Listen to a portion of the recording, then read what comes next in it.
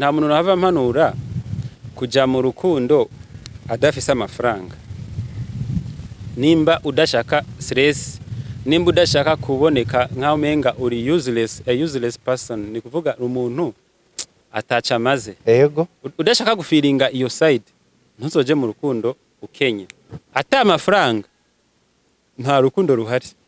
Ushaka kuvuga yuko umukobwa atogukunda ata amafaranga? Ntibikunda. None mukundana ngo bigende gute bingana bingahe? Kugira gukunde mu bukene niyo yaronka niyo wayaronka. Nivyo vyabiniye n'ibisha birangira abana bagiye mwibarabara. Aha. Ibintu byanje byose bari injyanku. Nigeze kuba mu bihe by'ubukene. Bwa cyane bwa bukene apana handi uvuga ati nabuze ico mfungura. Haje uburi ico ufungura biba bikigendeka. Haje uburi ico ufungura biba bikigendeka. Hari ubundi buzima bamwo burengeye ivyo ku buryo utabona iyo uja niyuva. Rero cyane umva umenga mfise akantu ko kumva umenga basi nkasenga Imana mu mutima nyabati Imana nume amafaranga basi tubane neza n'amafaranga. Ndayaronse nyene tubane neza ngume ko tugumane n'amafaranga, mbane neza n'amafaranga niyo yari gahunda ntagosige.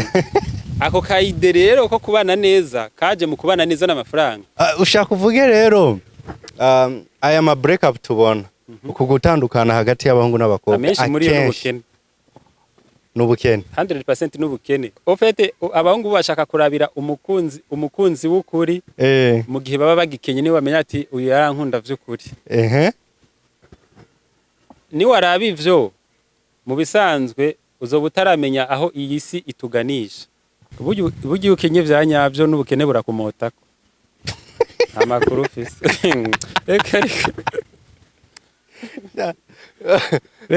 None gatubane neza ubukene bumotwa ku muntu gute? Uzorabe no mu nama ya famiye buriya. Umukire ashobora no gukorora. Bacambwe ati ico cyumvira uvuze nico. Yakoro yatigeza anavuga. Canke bagakoma amashi? Niyo getse. Yego nyakubawa.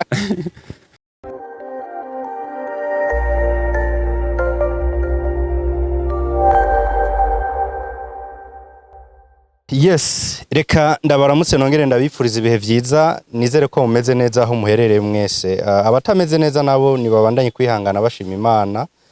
Uko biri kose nizere uko biri no munsi atari ko bizogenda ejo, kandi aho biraye siho vyirirwa naho vyirirwa, siho birara abantu b'Imana, no kwihangana cyane.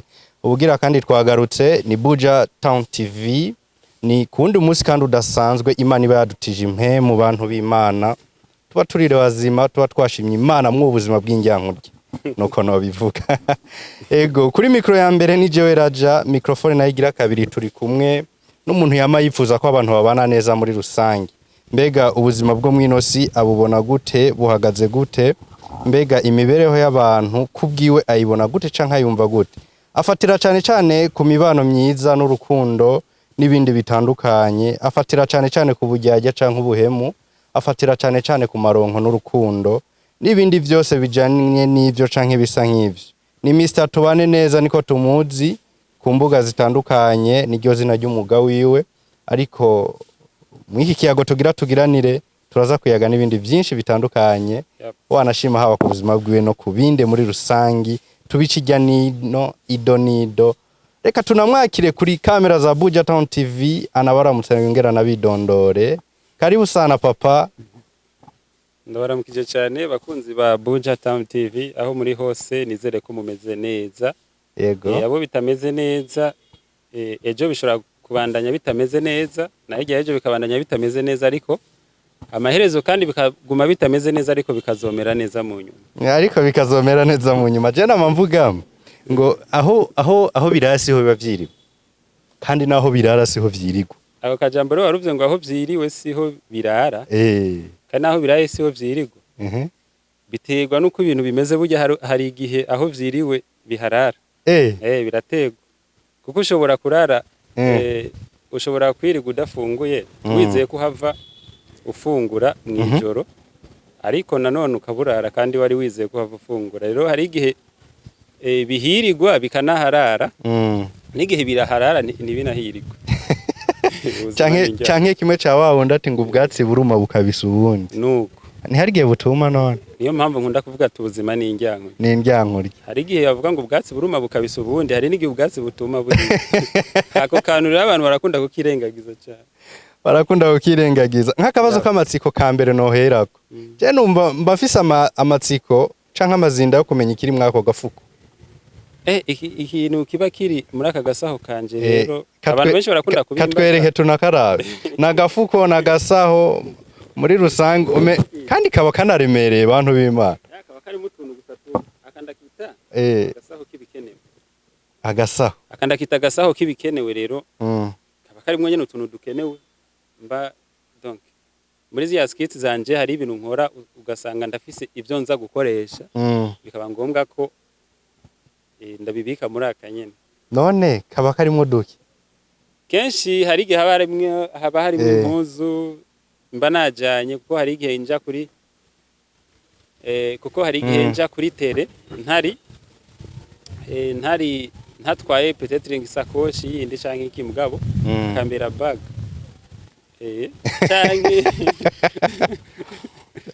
canke bon ikintu kitigera kibura muri aka gasaho kanje akenshi bari Bible iyo yo ntigera ibura. Burya harimo Bibiliya. Wayitwereka. Hano nigera habura Bibiliya. Kandi biri seri? Biba biri seri cyane. Bakunzi ba Buja Town TV.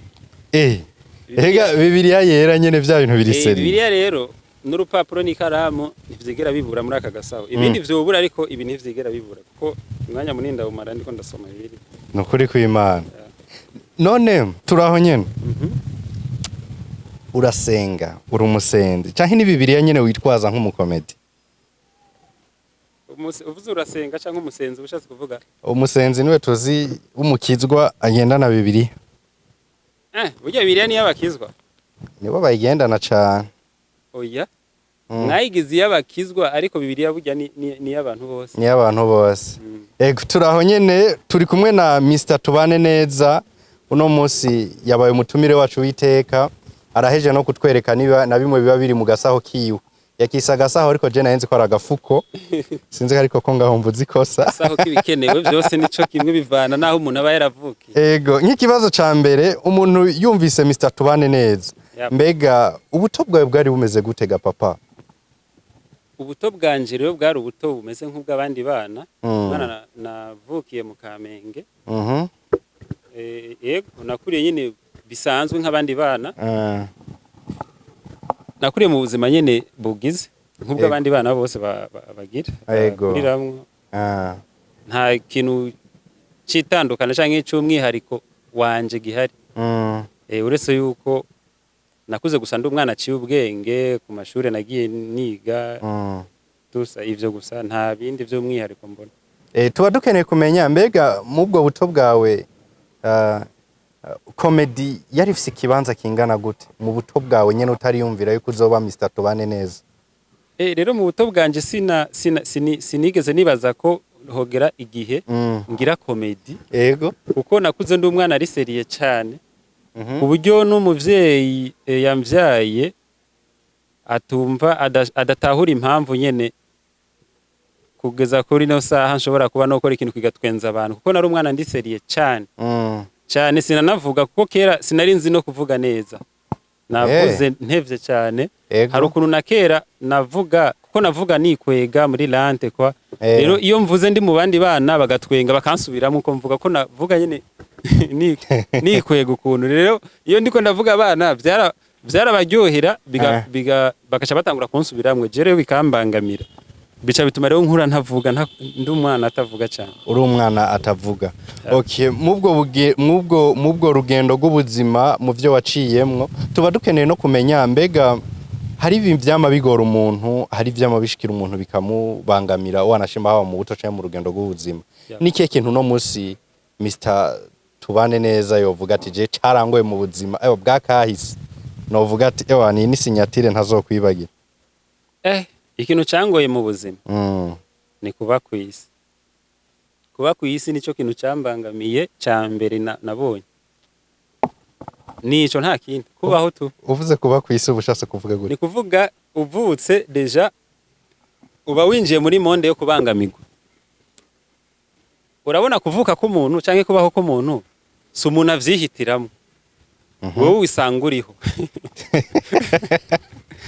Yaba kubaho hariho ahantu umuntu babanza kumubariza ahantu runaka ati urakeneye kubaho, sinibaza ko nari gutora kubaho, oya nari kwigumira aho handi hantu hatazwi nyene nkagumayo, ariko kubaho nico kintu ca mbere kibangamye.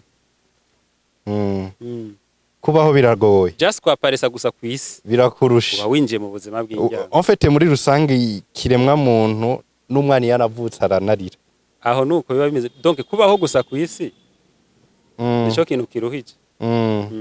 Kubaho ngo nico kintu kiruhije, kandi ubuzima nk'uko ubwite ndyankurye burakurusha. Uno musi Mr Tubane neza yisanze gute muri comedy, canke vyaje gute kugira ashobore kuba umukomedi? Abete kwisanga muri comedy, nibaza yuko mu gukura byatanguriye mu gukura kwanje, sinigeze mvuga ngo nzoba umukomedie no. Ariko nakuze kurako nakuze mbona ubuzima busa n'ubukakaye cyane, ubuzima bugoye. Harageze igihe mbona umenga kwisi nta gitwengeje gihari. Kugira rero ntwenge byasaba yuko mba muri ntuzeya mu kirere cy'ibintu bitwenza, ngakunda kuraba ibintu bitwenza, amakomedi n'ibiki bitwenza. No mu gihe nabuze umuntu antwenza nkagerageza basi nanje nkironderamwo umunezero nkitwenza. Nuko nyene nibaza ko vyatanga ibirabuko and then munyuma ndavyisangamo nanje numva umenga nakuze ntatwenga, ariko kandi ca ndiyumvira ati burya birashobora gukunda ko jewe nyene nakuze ntatwenga, nanje shobora kuba source y'abandi gutwenga. Ndavyirema mwuko buke bica biraza. Ego. Uno munsi ku mazina bakuzi ko ni Mr Tubane neza, kubera iki guhitamwo kwita iryo zina byaje gute? Rero ibintu vyanje byose biba biri injyango ryo kuntu. Wumvise Mr Tubane neza ushobora kwibaza ngo narisha papa si yanje kwari kubana neza n'abantu. Orke siko siyo yari gahunda. Ego. Sokwa gahunda ni kwari kubana neza n'abantu. Wewe iryo zina signification yaryo ntago papa si yaryo yari hagaze mu kubana neza n'abantu, oya. Ahubwo uracangana gose. Ibintu byanje byose bari injyango. Nigeze kuba mu bihe by'ubukene. Bwa cyane bwa bukene apana handi uvuga ati nabuze ico mfungura. Hajye uburi ico ufungura biba bikigendeka. Hari ubundi buzima bamwo burengeye ivyo kuburyo utabona iyuja niyuva. Rero cyane umva umenga mfise akantu ko kumva umenga basi nkasenga Imana mu mutima nyabati Imana nume amafaranga basi tubane neza n'amafaranga. Ndayaronse nyene tubane neza ngume ko tugumane mbane neza n'amafaranga, niyo yari gahunda ntagosige. Ako kaide rero ko kubana neza kaje mu kubana neza n'amafaranga. Ego. Kwari kubana neza n'abantu kuko jewe sinibaza yuko kubana neza n'abantu Imana yo mwijuru yarananiwe kubana neza n'abantu. Jewe umuhungu wa Jane ninda nindesho nije noza kubana neza n'abantu bigashoboka no. Ahubwo kubana neza wewe wombaza ati okay nimba gahunda kutari kubana neza n'abantu ari kwari kubana neza n'amafaranga, umuntu abana neza n'amafaranga gute? Burya rero kubana neza n'amafaranga nivyo biguha kubana neza n'abantu. Ariko jewe gahunda kwari kubana neza n'amafaranga. Niho izina ryavuye. Purpose iciyumviro ikintu cyose cyari behind the scene. Ego. Ni kuvuga mu izina ryanje nari gushira ko ngo tubane neza. Umenga hari kuja ko n'amafaranga, ariko mugabo cavuga ati reka nyine izina ryanje rigumira hanyene ni tubane neza tu. Umuntu azovuga tubane neza n'abantu sava mugabo jewe purpose kwari kubana neza n'amafaranga. Ego. Yeah. Kubana neza n'amafaranga. Bica biguhindukira, bica bigaruka, bica biraza, ucu vyisangamwo, ucu usanga n'impanuro nyinshi utanga uri kuzihereza kiremwa muntu. Yep. Kandi wari wahisemo amafaranga. Jewe gahunda kwari kubana neza n'amafaranga. Munyuma birahindukira biza mu bantu. Yep. Kandi ugiranye ngo umubano mwiza n'abantu canke n'amafaranga n'abantu murabana neza cyane. Ofete ntushobora kubana neza n'abantu utabanye neza n'amafaranga. Nico bakunda guhendana. no guhendana. Okay, Mr. Tubane neza, uno musi abatazi amazina yiwe yose yahawe n'abavyeyi iyo bayitwa gute? Amazina nahawe n'abavyeyi nitwa Niyonkuru Bonide. Niyonkuru Bonide. Ni izina ry'abantu baciye ubwenge. Nta muntu numwe ndumva yitwa Bonide barahari gusa si benshi ariko barahari. Si benshi ariko barahari. Turaho nyene mu vy'ukina canke mu vyo utangamwe impanuro vyinshi byinshi birubaka abantu kandi birabigisha. Sivyo? Dushaka kumenya mbega Mr. Tubane neza bijya vyose ukina ni true story biba byarakubayeko canke nivyo ubona ku bagenzi canke nivyo ubona mu buzima busanzwe? Bijya rero nkina bimwe muri byo biba ari inkuru z'ukuri, ibindi ugasanga nibiba byarabaye ku bagenzi. Yego. Kwa izindi ugasanga ni kuyumvira gusa content runaka. Ariko ugerageje kubiraba neza hariho umutima bifise. Bimwe muri byo kuko byose ntivyombakwa. Aho no. Ko barakaga ko ama content abatandukanye kandi byose ntivyoshobora kumbera ko rimwe. Swate bimwe biba ku bagenzi. Yego. Ibindi nyene nka create ama content nkavyumvira nanje nk'umuntu ko bishobora kuba kwa. Ariko muri ziya content zose nkora hariho bimwe mba narakoze ko nanje narumvise uburibwe bwavyo neza. Uwe vyarakubaye bimwe muri byo. Tubwire bitatu muri byo mu byo wakina.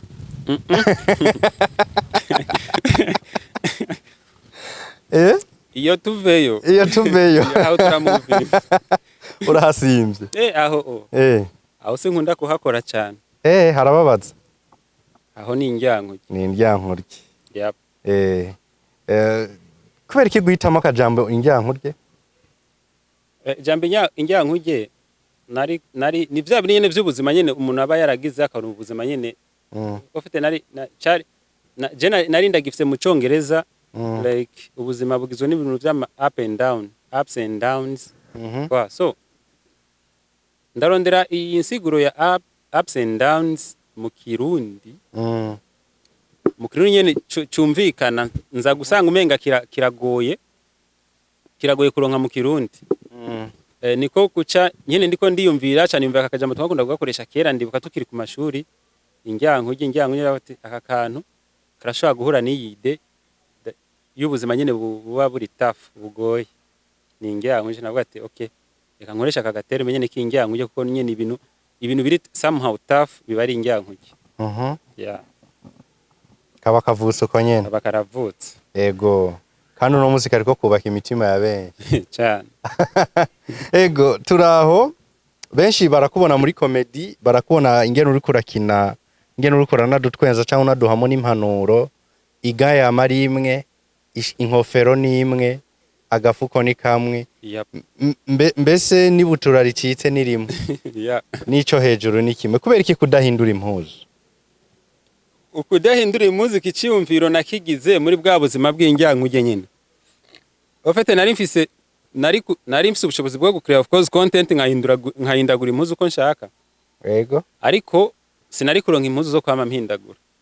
Candabateka nyene nkore akantu ngire creation y'akantu nyene gahoraho. Kwa just yari intumbero yo kuziganya. Yego. Nta birenze. Kwari kuziganya juste tu kwa umuntu arahindagura impuzu asubira. Naho umenga vyomba ni indyankurye cyane avuga toya reka nkora akantu nyene kazohoraho. Uno musi vyabaye nka signature yawe. Ni brand yawe. Ikiba brand. Yego. Hari akabazo k'amatsiko mfise ngaho nyene. Urigera ugerageza uve mu rugo wambaye nk'uko nyene wambaye? Uce mwibarabara ugende ushike nko kwikaburimbo? Oya sindabikora sinona vyo bahuka. Kubera sinona vyo bahuka. Kubera ubu ndaba comfortable yo ndiko ndaca mu bantu. Nambaye izindi mpuzu. Abantu si benshi bamenya uwari uko burya jewe nubwo vyagiye gucamwo ndamamara. Papa si buriya nakorana ibi bintu nariko ndarondera self umunezero wajewe jenyene. Ariko umunezero wajewe jenyene ca ndavuga ati uyu munezero ushobora kuba uw'abandi babiri canke batatu reka nze ndabishira ku mbuga. Sinari mfise papa si yo kubungu bizoba binini mbicamamare menyekane hose ibintu nk'ivyo. Iyo papa ico ciyumviro ntaco nari mfise. Yego. Niho rero Cyandavuga ati niyo naciye mvuga ati reka nze ndabipostinga mugabo bica biraguka. Mugabo rero byaje kwaguka nsanzwe ndi wa muntu adakunda ibintu byo aho uciye hose umenyekana nka je ndi umuntu nigendera n'amaguru kenshi. So kuba rero icyamamare ugenda n'amaguru urumva biri somehow biraderange. Iyo rero ntambaye uku nta muntu ashobora kugira kumenya mu buryo bworoshe.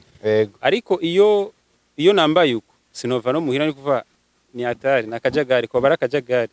Ndabikunda rero iyo ntambaye uku kubera ndashobora no guca mu bantu atakibazo umutekano wanje ni bien nkirenganira atakibazo nanje nkumva ndi comfortable kuri ibyo. Yeah. Ego nawe byo kubangamira nkuko bivuze uko abantu bose boca baza barahindukira bakavuga tujya ni wa muntu byo kubangamira kandi zisanzwe rimwe na rimwe barahindukira ari umuntu dushaka guhura kandaba nkabona neza mu mutima wako ari karibaza niwe canke siwe nkabibona nyene ko mu mutima wari cyo kintu kimurimwe ariko ivyo ari karavyumvira je mba nageze kure narenganye neza cyane uba wigiriye mba namaze kumuvira. Ego turaho nuko bwinshi mu vyukina utanga impanuro zerekeye urukundo. Utanga impanuro zerekeye abahungu n'abakobwa. Urukundo mbega kuri wewe n'amafaranga. Mbega wewe urukundo kubwawe hari ikintu uno munsi umurundi yise amaronko canke urukundo.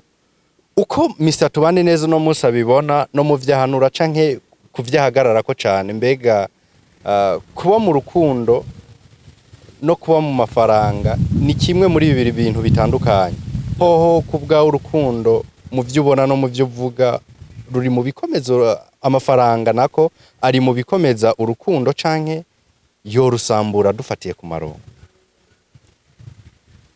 Buriya rero ku isi tubayemwo ni isi buri kintu cyose kigizwe n'amafaranga.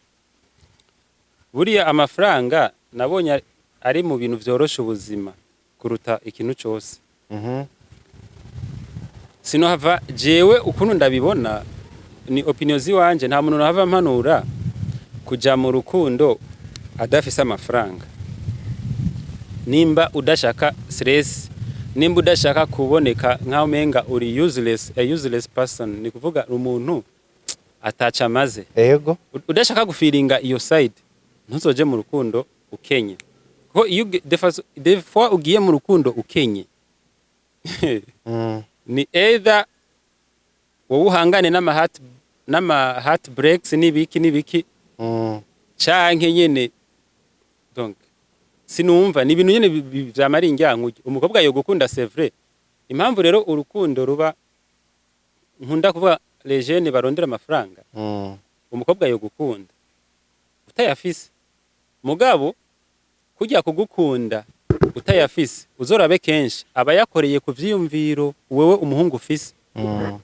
Umukobwa aravuga ati kuko abakobwa n'abantu bazi ku detecta ibintu neza arashobora kuvuga ati uno muntu ko ndamwumva ni bivyumviro runaka imbere hiwe ni heza, arabona nyene ko ivyumviro vyawe bizoshobora kugira undi muntu muri avenir yawe, basi uyo aragerageza kugumana nawe mu kurindira ko basi hazogira igihe nyene bishoboke.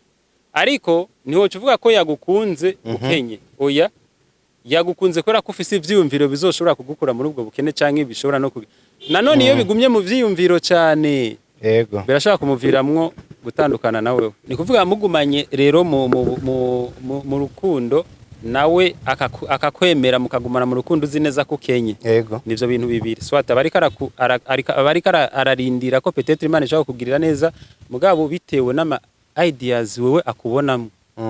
Ego haba hari ikintu gusa cyabiteye, ni kuvuga ico kintu kandi cyabiteye nta kindi kintu kivyara atari amafaranga. That's why rero amafaranga ari ikintu gikomeye cyane kiba gikenewe nyene umuntu abwirizwa kuba focus. Kuba focused with and then akaronka amafaranga. And then umuntu akaronka amafaranga. Rero no munsi umujene ahari ntaje gukundana atararonka amafaranga. Nabikubwiye ugiye mu rukundo ata amafaranga ufise. Making sure ko basi at least ufise ivyo vyizigiro. Kandi nubwo ivyo vyizigiro iyo ivyo vyizigiro navyo biramvye cyane. Burya bishaka kurangira uhebwe kubera yuko ari ukuntu umukobwa gukunda basa afise ivyo vyizigiro yakwizigiye mugabo akabona umenga ibintu happy kabisa nubwo nize hano ni hapasa ntiharengana. rero iyo haje umuntu yifitiye amafaranga canke iwe ahagaze neza umukobwa akakuvako niho handi uzoca usanga umuhungu abakobwa bakunda amafaranga abakobwa bakunda iki no umukobwa ntakunda amafaranga ahubwo urukundo ubwago yego ibirugize bisaba amafaranga uko nyene gamisa tubane neza yego ushaka uvuge rero aya ma break up tubona uku gutandukana hagati y'abahungu n'abakobwa amenshi muri yo n'ubukene 100% n'ubukene ningo tureke n'izo ntuzeya ni turekane n'ivyo vy'abakobwa bakundana iki n'ingo mu miryango abavyeyi bacu bagiye baratandukanywa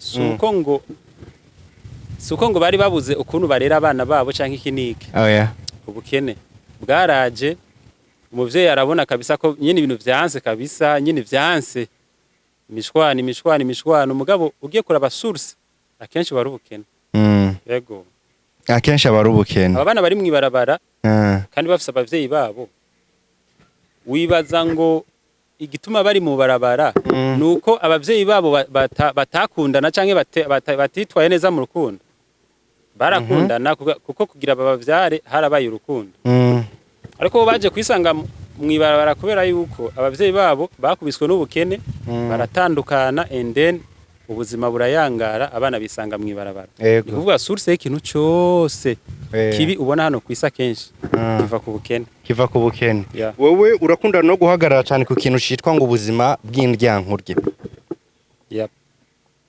uwundi nawe akaca avuga ati mbega nobona gute umukunzi w'ukuri mu gihe atanyemanze nkiri wa wundi akenye mbega tworonka umukunzi w'ukuri gute dufise amafaranga umukunzi ofete abahungu bashaka kurabira umukunzi w'ukuri mu gihe baba bagikenye niwe bamenya ati uyu yarankunda vy'ukuri ni waraba ivyo mu bisanzwe uzoba utaramenya aho iyi si ituganisha muti kubera iki bano bashikacu bama bafise amantuzenye amareve kandi ayo mareve bayakura ku bavyeyi babo par exemple wewe ufise umwana ntiwo kwifuza ko atwarwa n'umugabo kamema Kenya suko biri umwana wawe ntiwo mwifuza ko arongorwa donc ivyo bama babwibwa iwabo nuko barongorwa n'abagabo nye babifise baze baracagura abahungu nibazo baragendana n'importe umuhungu wari we wese ivyo rero abana b'abakobwa barabikurana bikabashira kuri ya standard yo gucagura kamera ati uyu muhungu akora iki bimeze gute ivyiwe eske uyu wacu bazomwemera uyu bizogenda gute ugasanga rero barafise ibintu vyibanze barabira ko bitewe n'ivyo abavyeyi babo bababwira c'est vrai rero wowe rero uri umuhungu ushaka ko bakuraba ngo bagukunde ukiri muri bwa buzima bukenye ushobora no kuronka nubwo buzima nyene bw'ubukene ushobora no kumuronka uwo muntu ariko nabikubwiye before ashobora kukurindira mugabo azi neza les papas zihari ko hariho umunsi bizogenda neza kandi ashobora no kukurindira kanarambirwa kandi akagenda none iyo agiye yari yarakurindiriye bica bisubira hahandi bikwereka yuko burya amafaranga se buri kimwe dukenera kugira ngo urukundo rukomere aho kana abantu bakumve neza ariko kandi ata amafaranga nta rukundo ruhari ushaka kuvuga yuko umukobwa atogukunda ata amafaranga ntibikunda none mukundana ngo bigende gute bingana bingahe kugira gukunde mu bukene niyo yayaronka niyo wayaronka nivyo vyabiniye n'ibyo birangira abana bagiye mwibarabara aha none je ko numvise akantu ngo kugira ubone ngo ko umukobwa gukunda neza ngo nubwo ufite ayo mafaranga ngo banze umwereke ku Kenya burya umuntu akenye vyanyavyo ari mu bukene bwo n'umuntu yikenesheje donc ayafise ariko akikenesha abo bantu ariko arafeki abo bantu bakitinga ubukene gutandukanye burya ukenye vyanyavyo n'ubukene burakumotako amakuru ufise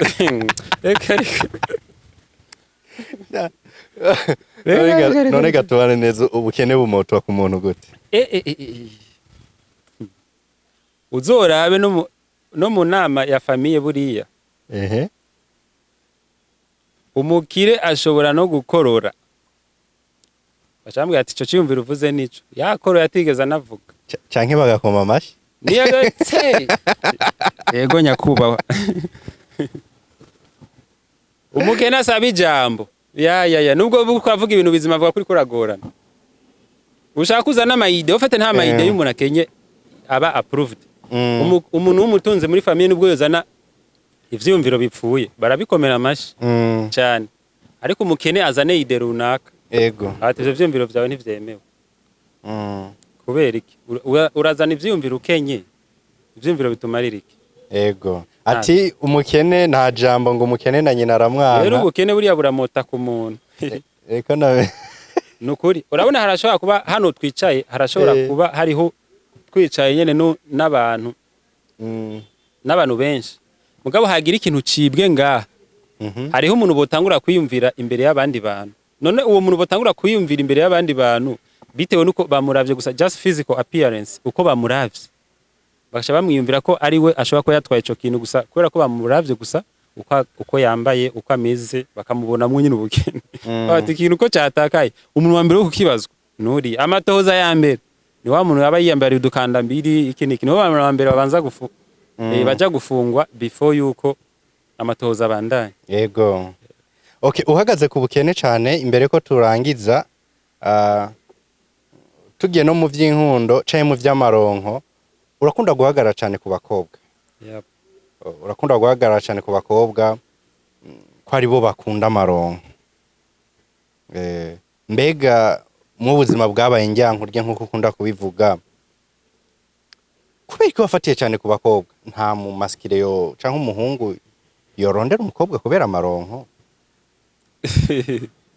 Bo nuko gusa ibintu vyaje guhindukira, ariko iyo ndiko ndafokasinga je kuvuga ngo ndafokasinga cyane ku bakobwa, ahubwo sorry content zanje kenshi ku bakobwa bantahura, mba ndiko ndabereka ko mbere ufo nabo bashobora kuba parmi mu bagira mu bantu bashobora nabo kurondera amafaranga. Hari abakobwa benshi bahura n'ibibazo bitandukanye kubera yuko batirondereye amafaranga yabo bwite, ugasanga umukobwa yamateza amashi umuntu runaka. Rero iyo umuntu wamutegeye amashi kenshi agukoresha ivyo ashaka. Yep.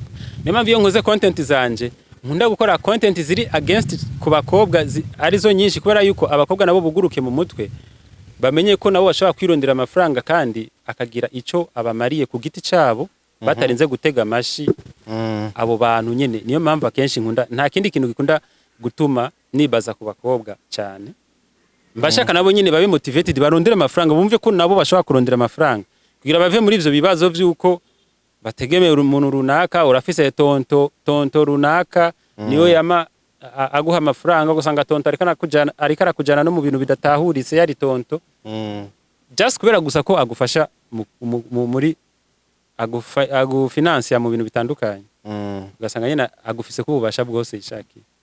Rero aha hajya mba ndiko ndankuhaja aba bashikacu just nawe urabakunda cyane mutaha? Ndakunda abakobwa. Kubera iki guhitamo abakobwa?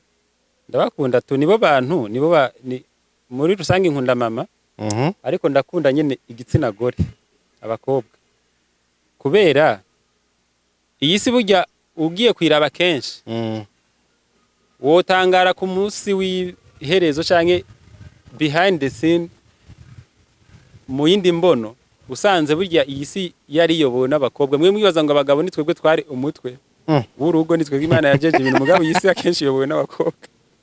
Namakuru muvise, namakuru dufise bano je ndabubaha cyane. Urabubaha? Niyo mpamvu bashaka kugira akantu ko gushira muri babandi nabo bataritahura bari burya umukobwa n'umuntu wa danger. Umukobwa n'umuntu wa danger, n'umuntu akomeye, umuntu yakuvyaye akagushira ku inosi, umuntu yagutwaye amezi arenga 8 amezi 9. Baba baza amabanga menshi abakobwa. Umukobwa atangura kuba umuvyeyi, atangura kwactinga nk'umuvyeyi, nk'umumama, deja agifise inda, agisaminda yaba yamaze kwactinga nk'umumama. ariko umupapa aza kumenya ko ari umupapa umukobwa wabimazemo amezi 9. bubahwe abo bantu nabo gutera salute. Wowe uri umupapa uzakumenya ko uri umupapa amezi 9 aheze, wewe yaramaze kuvyactinga umukobwa, amaze kuyifata nk'umumama, deja yamaze kwiyakira ko ari umumama. nabo kubaho bano bantu nabo kubaho cyane. ego Namabu nyine sinkunda kubona nyine abakobwa baguye mu twerere nk'utu. Abakobwa benshi barabamenasa kubera kutamenya kwirondera amafaranga yabo, ugasanga bagwa mu mamenasa atandukanye. ego nk'agasunika rugi Mr. Tubane neza, nikiye kintu umva wosozerera ko haba mu byo actinga, mu byo ukora, nk'impanuro utanga kubatagutahura cyangwa kubatatahura bijya bintu uburimwo, nakaye kajambo wogenda uduhaye nk'agasunika rugi kugira utange ubutumwa nawe ku giti cyawe. Kubatabitahura ndumva ntaco no babwira, ariko kubabitahura bo urumva bo barabitahura. Barabitahura cyane kuko hariho nk'abakobwa benshi bama banyandikiye bambwira ati ibintu ukora wowe hari biragira ico bitumarira cyane. Yego nkabona ko hariho at least igice gishobora kuba kibitahura ku ruhande rw'abakobwa. So rero nta kindi no babwira, ubuzima ni ingyanku y'abakobwa bashikacu, ni mubandanye mu focusinga ku buzima, murondera amafaranga menshi cyane, mumenye namwe ko mushobora kubaka ibikomeye kuruta guhagarara ivyizigiro vyanyu muvyizera muri abo bajama b'abatipe baca bashaka kubakoresha ivyo bishakiye.